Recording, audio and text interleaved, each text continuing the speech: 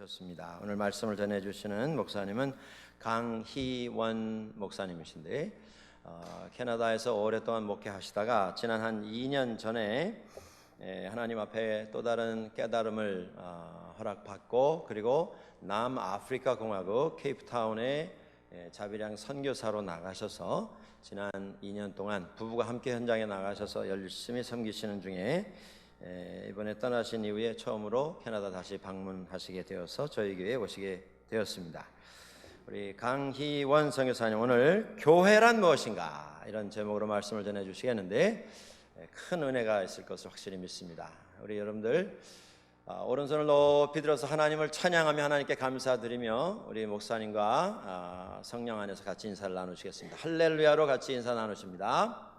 할렐루야. 네, 여러분 반갑습니다. 제가 2년 전에 꼭 2년이 됐습니다. 떠나기 전에 또 우리 박 목사님께서 시간을 허락해 주셔서 여선교회 헌신예배 수요일에 와서 말씀을 전하고 떠났는데 2년 만에 왔습니다. 그때는 왔더니 앞에서 여선교회 회장님이 저를 보고 어떻게 오셨습니까? 그래서 설교하러 왔습니다. 제가 이게 외모에 좀 문제가 있나 보다 싶어서 오늘은 머리 아무것도 안 바르고 선교사처럼 이렇게 꾸미고 왔습니다. 네. 저희 집 사람은 이제 어색하는데 여러분은 어떻게 보실지 모르겠지만 2년밖에 안 됐으니까 아직 선교사로서의 모습을 갖춰가려면 시간이 좀 오래 걸리겠죠. 여러분 오늘 찬양대 제가 이렇게 얼굴을 이렇게 뵈니까 아주 참 평안해 보이시고 은혜스러워 보이시고 너무 분위기가 좋습니다. 저도 이제 설교를 하러 아니면 선교 보고를 하러 이것저것 교회를 다니는데 밴쿠버 한인 장로교회처럼 이렇게 좋은 분위기를 이게 느낌이 있거든요. 이렇게 좋은 느낌을 받는 교회가 흔치 않습니다. 여러분들이 일단은 신앙생활하기에 아주 적합한 교회를 잘 찾아오셨고 특별히 오늘 이곳에 나오신 거는 정말 잘 오셨습니다.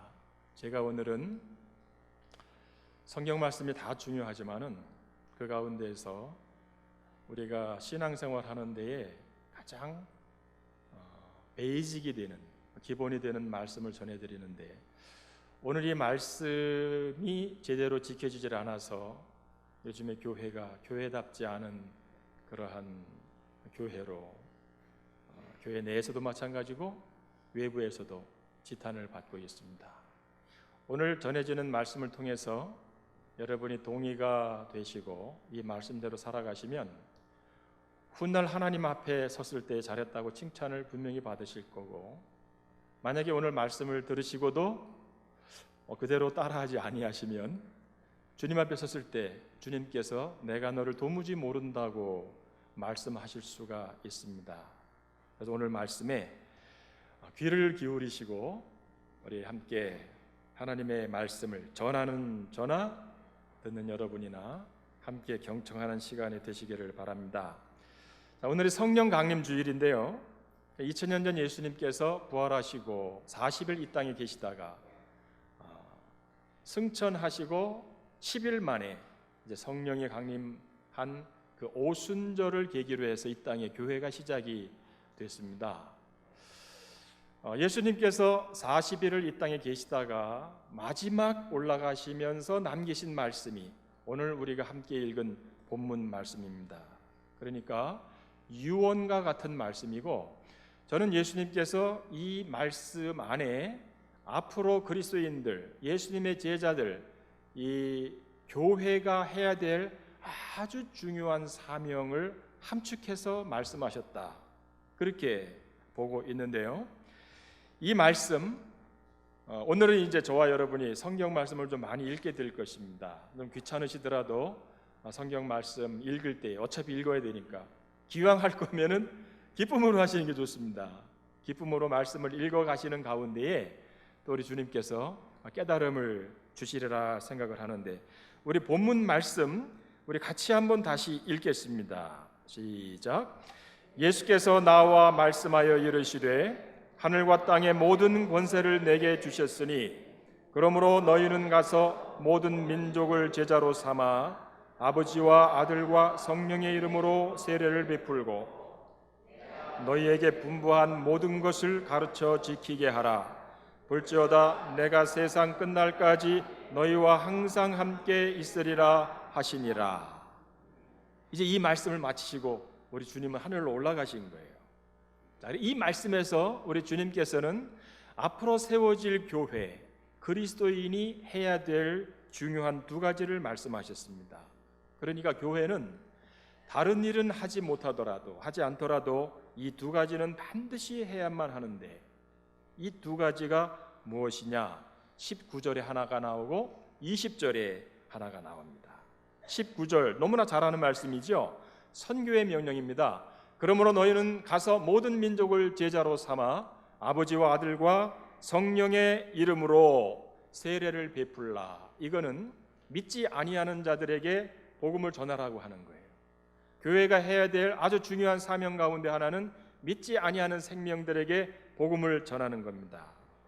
이 말씀은 제가 선교사로 지금 이 자리에 선 거기 때문에 이 선교에 관한 것을 좀 나중에 제가 하고 있는 사역도 잠시 보고를 드릴 겸해서 순서를 좀 바꾸어서 나중에 말씀드리기로 하고, 우선 20절 말씀, 자 19절로 인해 가지고 구원을 받아 예수님을 알고 하나님을 알게 된 무리들이 이제 모였어요. 그 모인 무리들이 해야 될 일입니다. 20절, 내가 너희에게 분부한 모든 것을 가르쳐 지키게 하라. 자, 여기서 가르쳐 지키게 하라고 했는데 무엇을 가르쳐 지키라고 하는 겁니까? 주님께서 그동안 분부한 모든 것이라고 그랬습니다. 그러면 이것을 가르쳐 지키려면은 예수님께서 살아생전 분부하신 게 뭔가를 알아야 되지 않겠습니까? 근데 요쯤 해가지고 어떻게 그럼 이 땅 위에 교회가 생기게 됐나? 이걸 좀 우리가 살펴볼 필요가 있을 것 같아요. 그래서 성경에 교회에 대해서 가장 먼저 교회라고 하는 단어가 나온 것을 보니까 마태복음 16장 16절 이하에 예수님께서 제자들에게 세상 사람들이 나를 누구라고 하느냐 했더니 뭐 세상 사람들이 이렇다 이렇다 합니다 했을 때에 예수님이 너희는 나를 누구라고 하느냐 할 때 베드로가 했던 신앙 고백이 나옵니다. 우리 16장 16절부터 20절까지의 말씀 우리 함께 같이 읽겠습니다. 시몬 베드로가 대답하여 이르되 주는 그리스도시요 살아계신 하나님의 아들이시니이다. 예수께서 대답하여 이르시되 바요나 시몬아 내가 복이 있도다. 이를 내게 알게 하니는 혈육이 아니요 하늘에 계신 내 아버지시니라. 또 내가 내게 이르노니 너는 베드로라. 내가 이 반석 위에 내 교회를 세우리니 음부의 권세가 이기지 못하리라. 내가 천국 열쇠를 내게 주리니 내가 땅에서 무엇이든지 매면 하늘에서도 매일 것이요 내가 땅에서 무엇이든지 풀면 하늘에서도 풀리리라 하시고, 이에 제자들에게 경고하사 자기가 그리스도인 것을 아무에게도 이르지 말라 하시니라. 베드로가 주님은 그리스도이십니다. 그리고 살아계신 하나님의 아들이십니다. 고백을 했더니 주님께서 내가 이 반석 위에 교회를 세우시겠다 그러셨습니다. 그러니까 교회는 그 반석 위에 세워져 있는 건데 이 반석이 뭡니까? 베드로예요? 아니면은 베드로가 한 신앙 고백입니까? 신앙 고백. 자, 여기서 이제 천주교하고 우리 개신교가 갈라지는 거예요. 천주교, 이 캐톨릭은 이 반석을 베드로라고 해석을 하는 거예요. 그래서 초대 교황이 누굽니까? 베드로예요. 그리고 그 계통을 계속 이어서 지금 교황까지 와 있고, 교회의 권세 위에 교황의 그 권위가 있는 곳이 바로 캐톨릭인데, 우리 개신교는 교단과 상관이 없어요. 장로교든 감리교든 성결교든 침례교든 어느 교단이든지 이 반석은 베드로가 한 신앙 고백이다. 우리는 그렇게 해석을 하고 그렇게 믿습니다. 그러니까 교회는 주는 그리스도시요 살아계신 하나님의 아들이라고 고백하는 무리들 위에 세워지는 거예요. 주님께서 그렇게 약속을 하셨어요. 내가 교회를 어디다가 세운다고 말씀을 하셨습니까? 주는 그리스도시요 살아계신 하나님의 아들이라고 하는 고백을 가진 자들이 모인 그 반석 위에 교회를 세운다 그러셨어요. 자, 그럼 이 땅에 있는 교회들이 다 그런 고백 위에 교회가 세워졌나요? 이거 굉장히 중요한 겁니다. 우리 밴쿠버만 해도 아마 거의 200개 이상 한인교회가 있는 것 같은데, 우리 한인교회만 보더라도 교회가 세워질 때 주는 그리스도시요 살아계신 하나님의 아들이라고 하는 고백 위에 그 교회가 세워졌는가, 아니면 막 싸우다가 에이 우리끼리 그냥 뭐 하나 차리면 되지 해서 교회가 세워졌는가. 이게 심각한 거는요, 만약에 우리가 신앙생활하는 그 교회가 그런 고백이 아니라 인간적인 어떤 감정, 인간적인 어떤 자기네들끼리의 어떤 모임에 의해서 세워진 교회라고 하면 우리가 볼 때에는 교회처럼 보이지만은 주님께서는 그 반석 위에 교회를 세운다고 하신 적이 없거든요. 이름은 교회인데 주님과는 전혀 상관없는 모임으로 계속 이어져가는 교회가 이 땅 위에 얼마나 많은지 몰라요. 그래서 여러분 뭐 여기 계실 때 이제 우리 밴쿠버 한인 장로교회 다니시겠지만은 정말 뭐 어떤 피치 못할 사정에 의해서 멀리 이사를 가시게 됐어요. 뭐 한국으로 이사를 가시게 됐어요.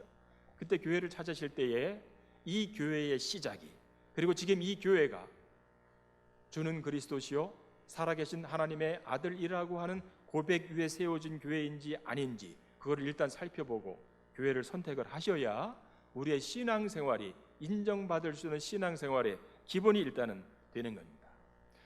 자, 그러면 그렇게 해서 교회를 세우셨는데 왜 하필 교회를 세우셨을까?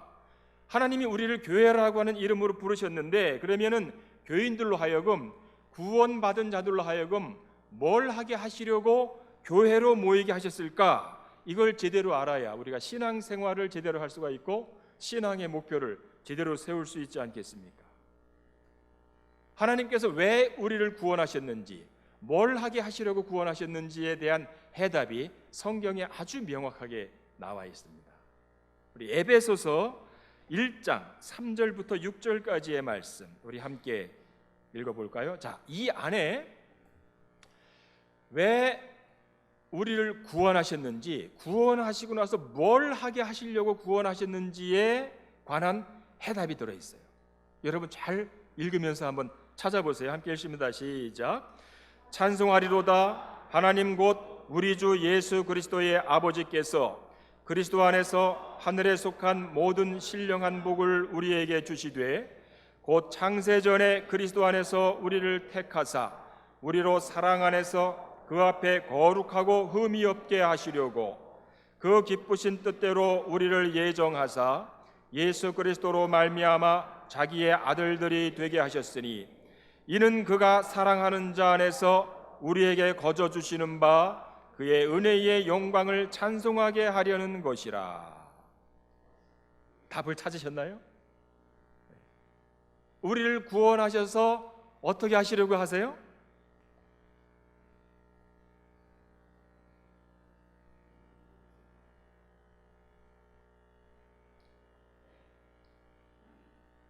지금 여기서 무슨 누가 뭐라고 뭐라고 하셨는데, 저기서도 우리가 답을 여러 개를 찾을 수가 있어요. 그러나 아주 직접적인 이유, 우리를 구원하시고 나서 우리를 어떻게 하시려고 하는 직접적인 목적이 아주 분명하게 4절에 나와 있죠. 4절만 우리 다시 한번 함께 읽겠습니다. 곧 창세전에 그리스도 안에서 우리를 택하사 우리로 사랑 안에서 그 앞에 거룩하고 흠이 없게 하시려고. 우리를 택하셨는데 그 택하시고 나서 어떻게 우리를 하시려고 하시느냐? 그 목적은 거룩하고 흠이 없는 사람으로 만들어 가시는 게 목적이에요. 그러니까 구원받은 우리가 왜 신앙생활을 하느냐? 신앙생활을 어떻게 해야 되느냐? 목적이 분명해요. 우리를 구원하시고 구원받았으니까 바로 천국으로 데려가시면 좋은데 천국으로 바로 데려가지 아니하시고 이 땅에 지금 두셨다고요. 왜 두셨느냐? 훈련받게 하시려고. 그 훈련이 뭐냐? 거룩하고 흠이 없는 사람으로 변화되는 거예요. 여기 하나님께서 이렇게 보실 때에 세상 사람은 두 가지예요. 하나는 구원받은 자, 또 하나는 구원받지 못한 자. 구원받지 못한 자는 그냥 구원받지 못한 자 한 그룹인데, 구원받은 자 안에서 또 두 그룹으로 나누어져요. 구원받은 자 안에서 세상적인 그리스도인이 있고 영적인 그리스도인이 있습니다. 그러니까 지금 이 안에 세상적인 그리스도인이 있고 영적인 그리스도인이 있는데 그럴 수밖에 없어요. 왜냐하면 구원받으면 그 즉시로 영적인 그리스도인이 되는 게 아니거든요. 구원받아가지고 바로 교회에 나온 사람은 생각하는 것, 말하는 것, 모든 것들이 세상적이에요. 똑같아요. 구원받았다고 하는 것 외에는 세상 사람과 다른 게 하나도 없습니다. 그러나 이제 교회에 나와가지고 차츰차츰 말씀을 듣고 예배를 드리고 친교를 나누고 하는 과정 가운데에서 영적인 그리스도인으로 성장해 가는 거예요. 이 아이들이 성장하는 과정과 똑같습니다. 이거는 시간이 필요해요. 그러니까 교회 안에는 언제나 영적으로 어린 그리스도인이 있고 영적으로 성숙한 그리스도인들이 교회 안에 이렇게 섞여 있다고요. 어느 교회나 그래요. 거기에서 우리가 자칫 잘못하면은 영적으로 어린 그리스도인들을 무시하고 상처를 줄 수가 있는데, 우리가 애 낳고 나서 딱 6개월 됐는데 빨리 걸어, 안 그러잖아요. 말 못한다고 너 왜 말을 못해 이러지 않잖아요. 계속해서 케어해줘요.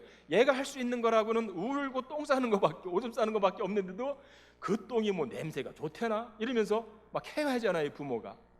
교회가 또 그런 시스템이 돼야 그 안에서 바른 그리스도인들이 성장해 나갈 수가 있는데 현재 그렇지가 않다고 하는 거예요.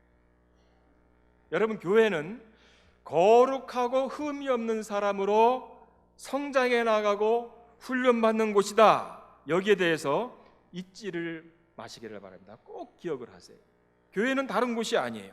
1차적인 교회의 목표는 사람들이 교회에 와가지고 거룩하고 흠이 없는 사람으로 훈련을 하는 거예요. 여기에서 거룩하고 흠이 없는 사람으로 되는 게 포인트예요. 되는 것. 여러분, 지금 그리스도인들이 신앙생활이라고 생각하는 것들을 가만히 보시면은요, 전부 하는 것들이에요. 성경 읽는 것, 이 하는 거거든요.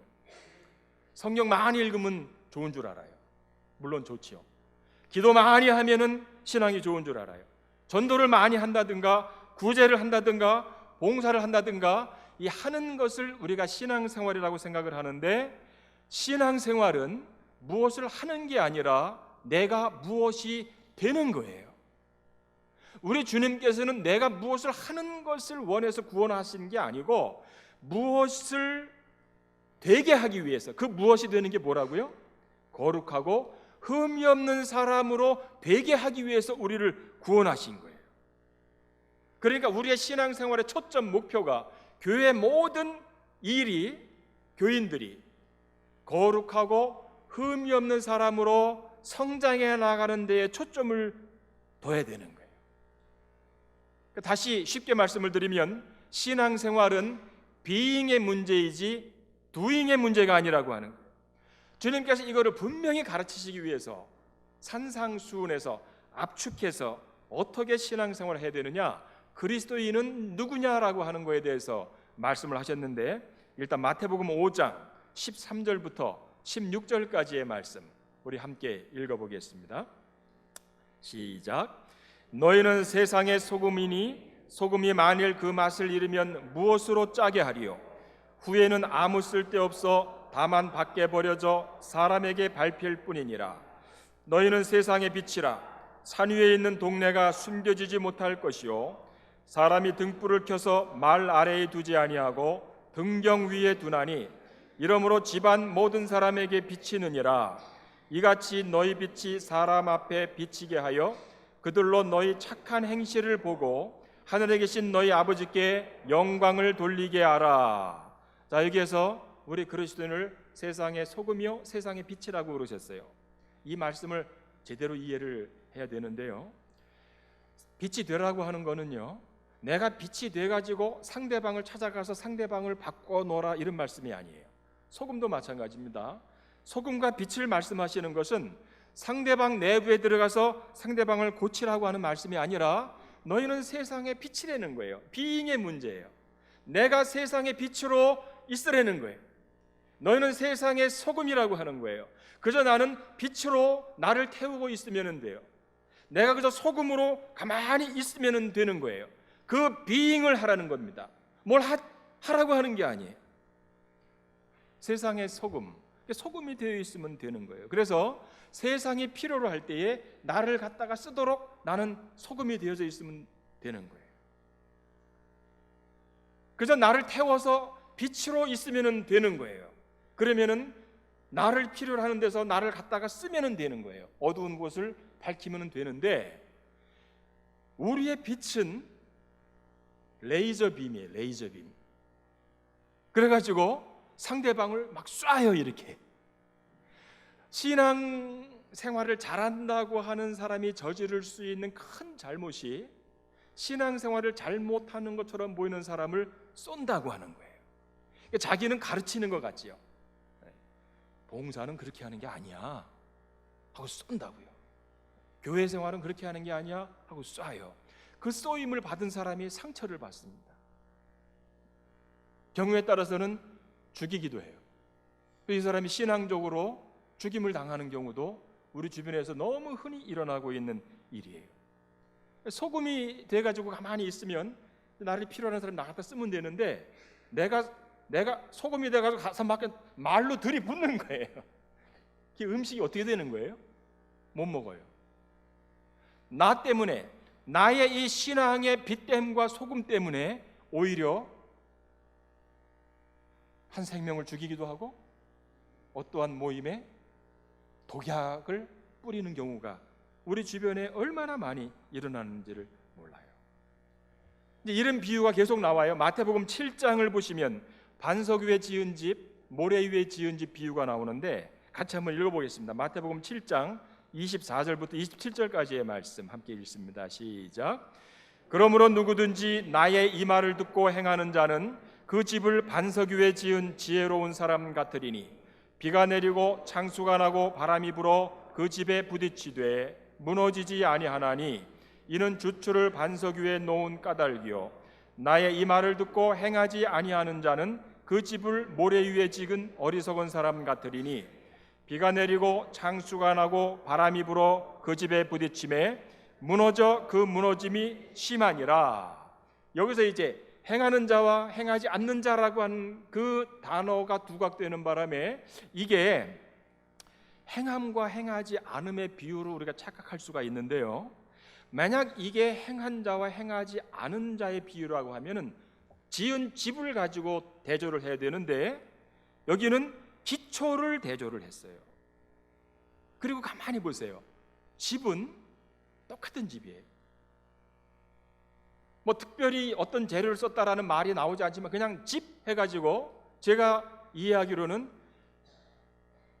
반석 위에 지은 집이나 모래 위에 지은 집이나 그 집은 크기도 똑같고 재료도 똑같고 모든 게 똑같은 집인데 뭐가 지금 차이가 나는 겁니까? 파운데이션이 차이가 나는 거예요. 하나는 반석 위에 졌고 또 하나는 모래 위에 졌어요. 기초가 달라요. 그러니까 이거는 어떤 집을 지었느냐, 행함이 다르다고 하는 게 아니라 그 행함이 어디에 근거를 하고 있느냐, 그거를 말씀하고 있는 거예요.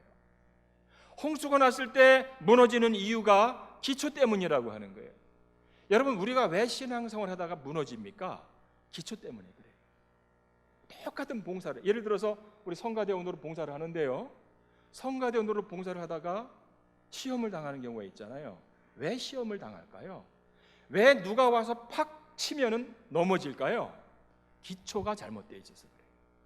기초가, 이 하나님의 말씀의 기초가 되어 있으면은 홍수가 나도 무너지지 않습니다. 그런데 다른 데 기초가 되어 있으면은 무너져요. 말 한마디에 그냥 무너져 버리고 말아요. 그래서 우리의 신앙생활이 일단 어디에 기초가 되어 있어야 되느냐라고 하는 가르침이 이 말씀이에요. 하나님의 말씀. 하나님의 말씀을 듣고 행하는 자, 그 말씀을 듣고, 그 듣고 행하지 않는 자는 하나님의 말씀과 상관이 없는 삶을 살아가고 있다고 하는 거죠. 우리 신앙생활의 기초는 언제나 하나님의 뜻, 하나님의 말씀에 있어야 됩니다. 그래야 그 신앙생활이 무너지지 않고 든든히 서갈 수가 있어요. 그 하나님의 말씀이 무엇이라고 합니까? 우리를 구원하신 목적이 나를 거룩하고 흠이 없는 사람으로 만드는 것이다 그러세요. 그러니까 여러분, 이제부터 지나간 과거는 잊어버리세요. 너무너무 중요한 겁니다. 이제까지 여러분이 어떻게 신앙생활을 해왔든지 그건 깨끗이 잊어버리시고, 지금부터 내 신앙생활의 목표가, 내 교회 생활의 목표가 나를, 다른 사람은 상관하지 마십시오, 나를 거룩하고 흠이 없는 사람으로 변화되는 데에 목표를 두세요. 그리고 교회가 무엇이냐, 교회가 왜 존재하느냐, 그 교회는 바로 나를 거룩하고 흠이 없는 사람으로 훈련시키기 위해서 이 땅에 세워주신 기관이 바로 교회예요. 교회에 왜 나오십니까? 나를 거룩하고 흠이 없는 사람으로 훈련받기 위해서 교회에 나오는 거예요. 그런 얘기 듣죠?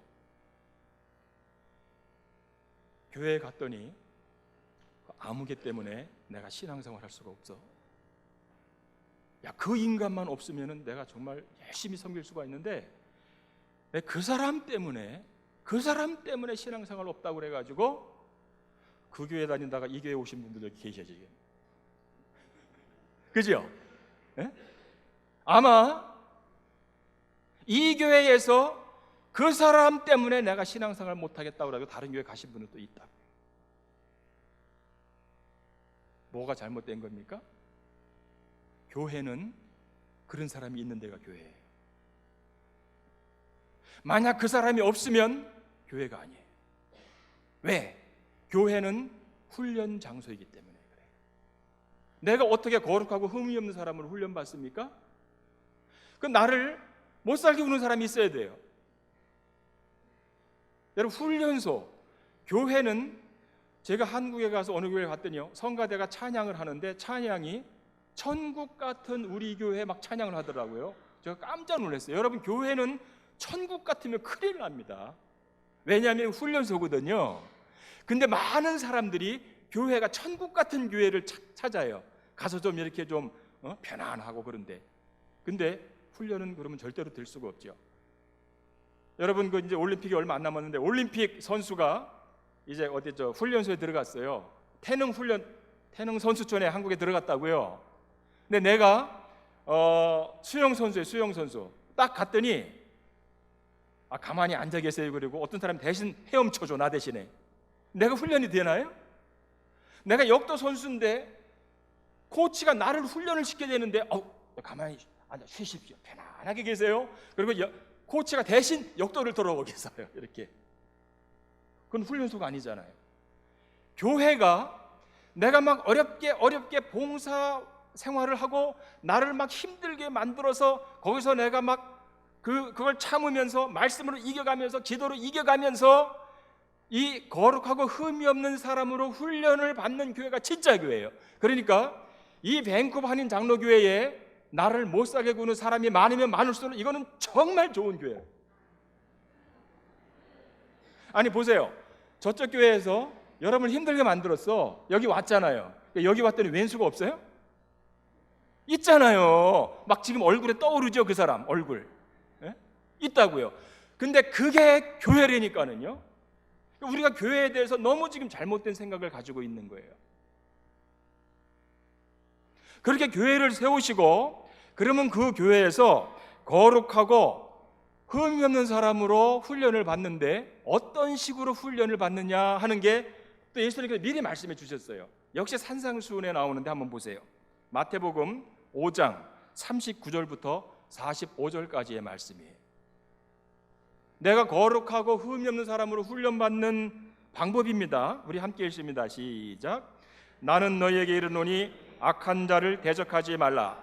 누구든지 내 오른편 뺨을 치거든 왼편도 돌려대며 또 너를 고발하여 속옷을 가지고자 하는 자에게 겉옷까지도 가지게 하며 또 누구든지 너로 억지로 오리를 가게 하거든 그 사람과 심리를 동행하고 내게 구하는 자에게 주며 내게 꾸고자 하는 자에게 거절하지 말라. 또 내 이웃을 사랑하고 내 원수를 미워하라 했다는 것을 너희가 들었으나 나는 너에게 이르노니 너희 원수를 사랑하며 박해하는 자를 위하여 기도하라. 이같이 한즉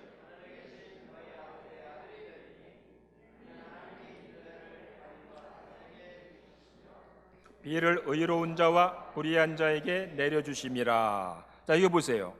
이같이 한즉 하늘에 계신 너희 아버지의 아들이 된대요. 천국은요, 이 다음에 누가 들어갑니까? 주님, 하나님의 자녀가 들어가는 거예요. 그런데 어떻게 하나님의 아들로 변화될 수가 있습니까? 여기 있는 방법대로. 교회 왔더니 누가 내 오른편을 때렸어요. 그때 왼편 뺨을 돌려 대면서 나는 거룩하고 흠이 없는 사람으로 이 성장해 나갑니다. 근데 우리는 안 그래요. 누가 오른편 쫙 때리면은 조금 만만해 보이면은 같이 때리고, 만만해 보이지 않으면은 교회가 여기뿐이야. 그래서 그 훈련을 못 받아요. 그 훈련을 받아야 되는데, 그 훈련 받을 절호의 기회에, 뺨을 쳤을 때 이게 훈련 받을 절호의 기회에 그 기회를 놓쳐버리고 낙심해서 다른 교회로 가든가 집에 있든가. 거길 가면은 거기 또 있지요. 교회에는 이게 지금 이 말씀을 주신 게 세상 사람들이 때린다는 게 아니에요. 여기 보면 다 나오잖아요. 악한 자. 주님께서 아세요. 교회 안에 악한 자가 있고 교회 안에 왼수 같은 거시기가 있고 막 있는 걸 아신다고요. 지금 다 알고 계시는 거예요. 왜 그거를 두셨느냐? 그 사람을 통해 네가 훈련받으려는 거예요. 너를 구원한 목적이 나는 너를 거룩하고 흠이 없는 사람으로 만들고 싶은데 그 과정은 이 과정을 거쳐야 된다고.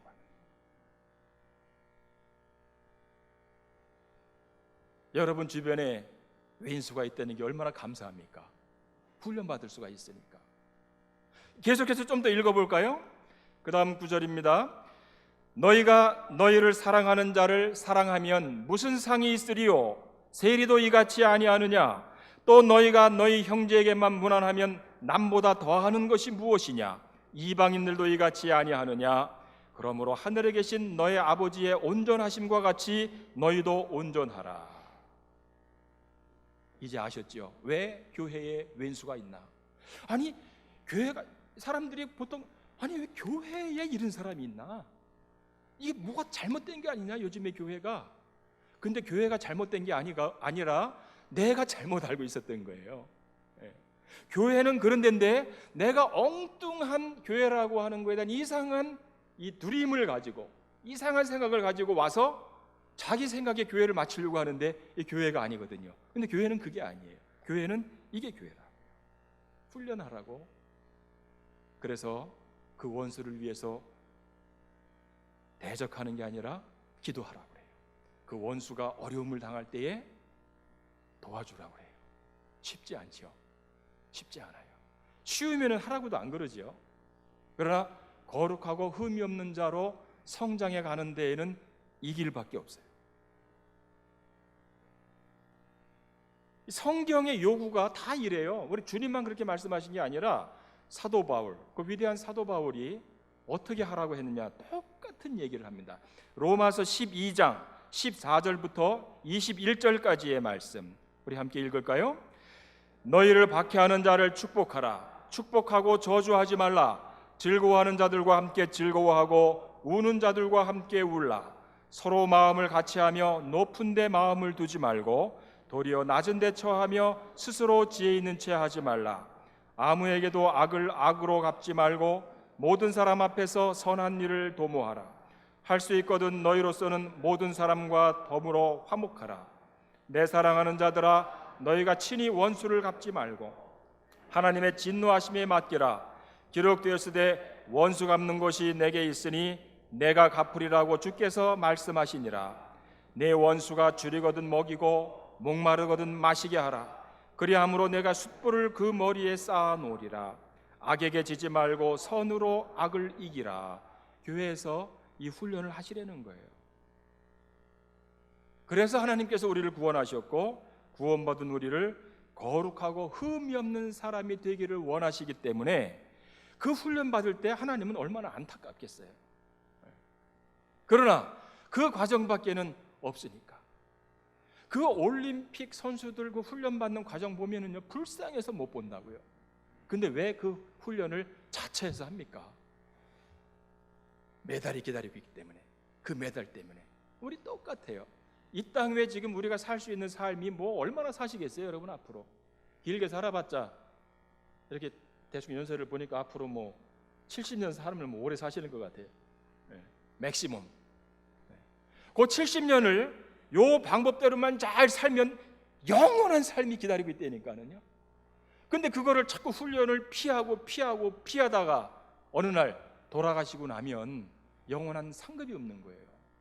어떤 삶을 선택해야지 옳은 삶이겠습니까? 자, 신앙생활은 이렇게 하시는 거예요. 이렇게 하고 이제 19절 교회가 해야 될 또 하나의 일. 이제 교회 내에서 어떻게 해야 되는지 아셨죠? 이렇게 하세요. 제발 이렇게 하세요.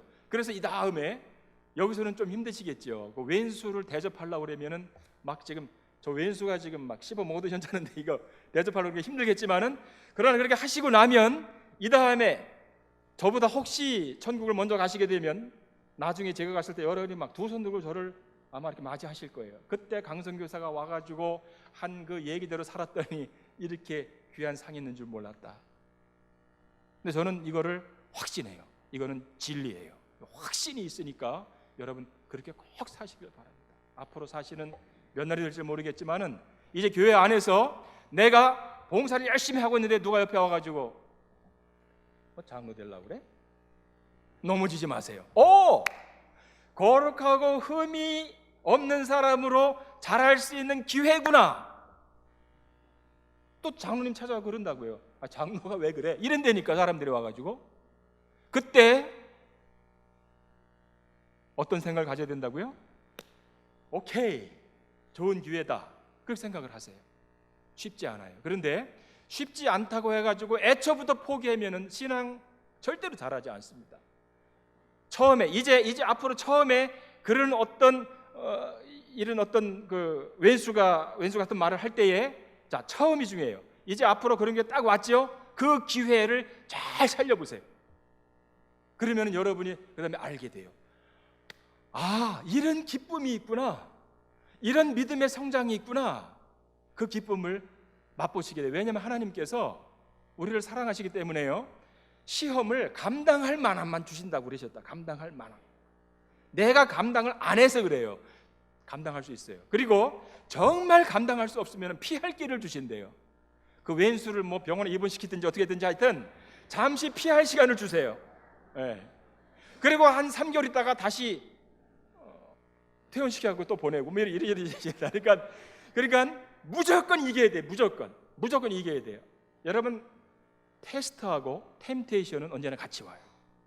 테스트 따로 테스트는 하나님이 주시는 거고 템테이션은 마귀가 주는 건데 이게 다른 게 아니에요. 똑같은 그 사건 안에 하나님은 우리의 믿음을 시험하시고 마귀는 우리를 넘어뜨리기 위해서 시험하는 거예요. 이겨야 돼요. 어떤 시험이든지 이건 반드시 이겨야 돼요. 자, 그리고 이제 세상 밖으로는 어떻게 하셔야 되느냐? 전도를 하고 선교를 하셔야지 돼요. 전도가 안 되고 있죠. 한국에 2년 전에 그 세월호 사건이 다 아시잖아요. 지금까지도 세월호 그러는데요. 저는 그 세월호 사건이 하나님께서 그리스도인에게 주시려고 하는 메시지가 있기 때문에 저렇게 남겨두고 계신다고 저는 그렇게 믿어요. 한국 그리스도인들이 변화되지 않으면 저런 사건은 꼭 저것뿐이 아니라 저런 사건은 계속 이어져서 우리에게 경각심을 줄 거예요. 세월호의 문제가 뭡니까? 누구의 잘못이냐 그거보다도 중요한 거는 세월호에 타고 있는 그 사람들에게 아무도 이 배는 침몰하니까 탈출하라고 하는 얘기를 안 했다는 거예요. 안 했어요. 그게 문제예요. 지금 세상 사람들이 세월호 안에 있었던 그 사람들처럼 구명조끼 입고 안전하다고 생각을 하는 거죠. 생명보험 들어놓고 연금 들어놓고 안전하다고 생각을 하고 있는데 세상은 안전하지 않습니다. 예수를 믿어야 안전해요. 이 선원들이 탈출하기 전에 이 배는 침몰합니다. 안전하지 않아요. 탈출하세요. 그 말이 어려운 말이 아니잖아요. 그 얘기를 안 했다는 데에 문제가 있어요. 그래갖고 저렇게 뭐 감옥 생활하고 계속 질타를 받잖아요. 저는 그걸 보면서 이게 마지막 날 우리가 겪게 될 것을 미리 보여주고 계시는구나, 그런 생각이 들어요. 지금 여러분 주변에 그동안 얼마나 많은 믿지 않는 영혼들이 거쳐갔습니까? 지금도 내일도 마찬가지일 거예요. 그분들에게 어려운 일이에요? 세상은 안전하지 않습니다. 예수 믿으세요. 어려운 일이냐고요. 그 얘기를 하라는 거예요. 그 얘기를 하시면 돼요. 그 사람이 예수를 믿고 안 믿고는 하나님께 달려 있어요. 그러나 하나님은 나를 사용하시기를 원하세요. 그러니까 이 19절 말씀을 주신 거죠. 모든 민족을 제자로 삼으라고 하는, 가서 외치라고 하는 거거든요. 그래서 내일부터 여러분 한남 앞에도 가셔가지고 팀을 이루어서 예수 믿으세요? 예수 믿으세요? 이러려는 게 아니에요. 여러분 함께 배 탄 사람이 있잖아요. 여러분 가족일 수가 있고, 여러분의 직장 동료일 수가 있고, 학교 친구일 수가 있고, 그 사람에게 전하라는 거예요. 그거 못 하십니까? 해야지 돼요. 왜냐하면 이 다음에 죽었어요. 천국에 갔는데 내 친구는 지옥에 있어요. 너 왜 예수 안 믿느냐? 아무도 얘기 안 했던데요. 야, 너 거기 강희원 너 같이 골프 안 쳤어? 쳤죠? 아무 소리 안 해? 아무 소리 안 해요. 맨날 뭐 핸디를 줄이려면은 뭐 어디서 뭘 해야 되는지 이 소리만 들었어요. 그러면은 그 사람이 지옥에 간 죄가 누구에게 있는 거예요? 나에게 있는 거예요. 나에게 물으실 거라고요. 그러니까 그냥 너무 쉽잖아요. 얼마나 쉽습니까? 예수 믿으세요. 근데 왜 이게 안 먹히느냐 하면은, 아까 두 번째, 우리 교인들이 거룩하고 흠이 없는 사람으로 변화되는 데 목표를 두고 신앙생활을 해야 되는데 엉뚱한 교회 생활을 하고 있으니까 밖에서 사람들이 보고 교회 안 나가는 거예요. 우리가 아주 어릴 때 학교에 갔다가 이제 집에 막 저녁에 들어올 때 보면 동네에서 애들이 놀고 있어요. 이렇게 보면은 재미있어 보면은 야 나도 껴줘. 그래서 같이 노는데 재미없어 보면은 에이, 집에 가서 TV나 볼란다. 그리고 가버린다고요. 지금 교회가 꼭 그렇게 돼 있어요. 예수 안 믿는 사람들이 볼 때 재미가 하나도 없어요. 예수 믿는 사람으로서의 어떤 다름이 하나도 없어요. 거기를 왜 가겠습니까? 그래서 전도가 안 되는 거예요. 그래서 이 두 가지, 자, 그럼에도 불구하고 입으로는 외치셔야지 돼요. 그리고 동시에 교회 안에 들어와서는 나를 훈련시키세요. 거룩하고 흠이 없는 사람으로. 이 훈련은요, 죽을 때까지 해야 돼요. 죽을 때까지. 죽을 때 완성되지 않습니다. 완성되지 않은 채로 죽겠지만은, 그러나 주님께서는 그 노력 때문에 나를 영화로운 자리로 분명히 인도해 가실 거예요. 저는 이제 목회를 20년 정도 담임 목사로 한 20년 정도를 했는데요. 그게 이제 한국에서 2교회, 캐나다에서 2교회를 했어요. 그 재작년 2년 전에 제가 이렇게 돌이켜 보니까 나름대로 좀 큰 교회도 목회를 해봤고, 교회 개척도 해서 부흥도 해봤고, 작은 교회도 목회도 해보고 했는데, 모든 경험을 통틀어 봤을 때 이 주님의 명령을 지키지를 못했더라고요. 예를 들어서 교회를 개척을 했는데 교인이 뭐 한 200여 명이 모였어요. 근데 가만히 보니까 다른 교회 다니던 사람이 왔어요. 정말 예수 안 믿던 사람이 그 교회 때문에 예수를 믿게 된 사람은 몇 사람이 되지를 않아요. 어느 날 주님께서 나를 부르실 날이 있을 텐데, 그럼 50대 중반 되니까 그런 생각이 들더라고요. 아, 이제 주님을 뵐 날이 가까이 올 텐데 너 이 땅 위에서 뭐를 해다가 왔냐? 그랬을 때에 드릴 수 있는 게 없었어요. 마음이 굉장히 조바심이 나가지고, 그럼 어떻게 해야 되느냐? 근데 이제 앞으로 여기서 목회를 제가 또 이렇게 생각해 보니까 별반 달라질 게 없을 것 같아요. 그래서 앞으로 남은 10년을 좀 효과적으로, 정말 복음이 필요한데 그 복음을 듣지를 못해서 하나님을 모르는 곳으로 가자 해서 간 곳이 어찌어찌 해가지고 남아공으로 갔는데요. 여러분, 남아공이 기독교 국가라고 알려져 있어요. 통계상으로는 73.5%가 기독교인이라고 되어 있는데 실제로 가봤더니 3%가 기독교인이에요. 그러니까 교회를 왔다 갔다 하는 사람은 3%밖에 되질 않아요. 근데 그 3%를 목회하는 목회자의 95%가 신학교를 다녀본 적이 없는 거예요. 학력 수준은 중학교 졸업이 안 돼요. 왜 그러느냐? 남아공이 가지고 있는 특별한 역사가 있어요. 백인에 의해서 인종차별 정책 한 50여 년을 겪었던 나라거든요. 그러니까 지금 세대의 어른들이 그 옛날 교육을 받지를 못했어요. 그럼 어떻게 목사가 됐느냐? 이런 거예요. 우리 박 목사님처럼 영성이 있는 분이 딱 교회를 개척하면 사람들이 딱 모여와요. 20-30명 모여오잖아요. 그럼 그 중에서 이 사람이 또 한 사람을 지목해가지고 네가 이제 여기서 목사가 되라. 패스터가 되는 거예요, 그냥. 그리고 이분은 가서 또 개척을 해요. 그런 식으로 해서 너댓 개가 되면은 교단이 되는 겁니다. 독립교단이에요. 그리고 자기를 비숍이라고 그래요, 비숍. 그리고 패스터가 있는 거죠, 이렇게. 자, 그런 적게는 너댓 개 교회의 교단, 많게는 수십 교회가 모이는 교단이 남아공에 자그마치 적게는 4,000개, 많게는 7,000개까지 보고 있는데 그 교회를 담임하는 목사가 교육을 받지를 않았어요. 그러니까 하나님께서 제가 갔을 때 그런 거를 보여주세요. 그래서 이제 이 사람들을 교육을 하자.